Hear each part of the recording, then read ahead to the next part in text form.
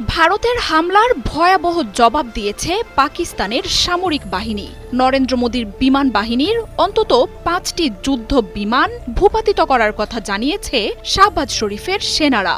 I can confirm you that 5 Indian aircrafts, including 3 Rafale, 1 Su-30 and 1 MiG-29 have been shot down, and 1 Heron drone has also been shot down. যার মধ্যে আকাশ প্রতিরক্ষায় থাকা অত্যাধুনিক Rafale যুদ্ধ বিমানও রয়েছে। এছাড়া রয়েছে ভারতীয় বাহিনীর Su-30 এবং MiG-29 যুদ্ধ বিমান। কয়েক ঘন্টার ব্যবধানে আরও বিস্ফোরক সব হামলার তথ্য উঠে আসতে থাকে। লাইন অফ কন্ট্রোলে ভারতীয় বাহিনীর ব্রিগেড হেডকোয়ার্টার ধ্বংস করা হয়েছে। হামলায় গুড়িয়ে দেয়া হয়েছে নিয়ন্ত্রণ রেখায় থাকা ভারতের সেনা চেকপোস্টগুলো। পাকিস্তানি হামলায় ভারতীয় অসংখ্য ড্রোন ধ্বংস হয়ে গেছে।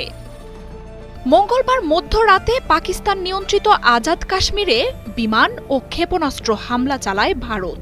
অপারেশন সিঁদুর নামের ওই হামলায় বেশ কয়েকজন বেসামরিক নাগরিক নিহতের দাবি করে পাকিস্তান। পাকিস্তানের ভেতরে ঢুকে নয়, বরং ভারতের আকাশসীমায় থেকেই এই হামলা চালানো হয় বলে জানায় ISPR।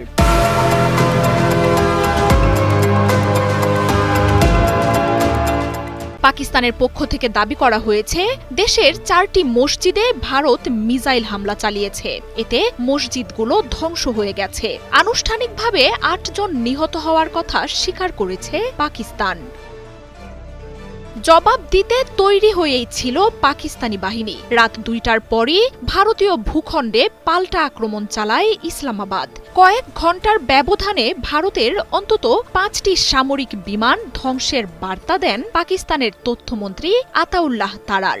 আখনুর, আম্বালা, বার্নালা নিশ্চিত করেছে পাকিস্তানের ISPR।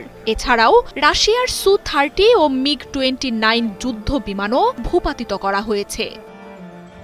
যুদ্ধবিমান ছাড়াও ভারতের ড্রোনের বহর ধ্বংসের কথাও জানিয়েছে পাকিস্তানি বাহিনী। হামলায় ধ্বংস হয়ে গেছে লাইন অফ কন্ট্রোলের ভারতীয় সেনা চেকপোস্টগুলোও। এমনকি কাশ্মীরে ভারতীয় বাহিনীর ব্রিগেড হেডকোয়ার্টার ধ্বংসের কথাও নিশ্চিত করেছে পাকিস্তান।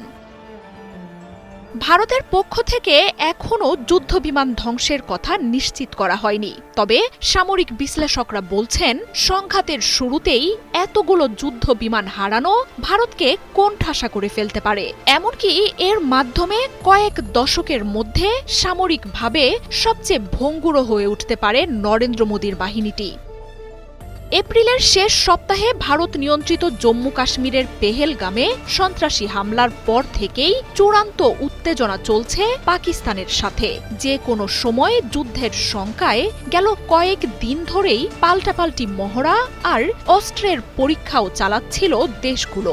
শেষ পর্যন্ত মঙ্গলবার মধ্যরাতে ভারতের পক্ষ থেকে হামলা চালানো হয় পাকিস্তানের ভূখণ্ডে। মার্জিয়া উপমা, ৭১।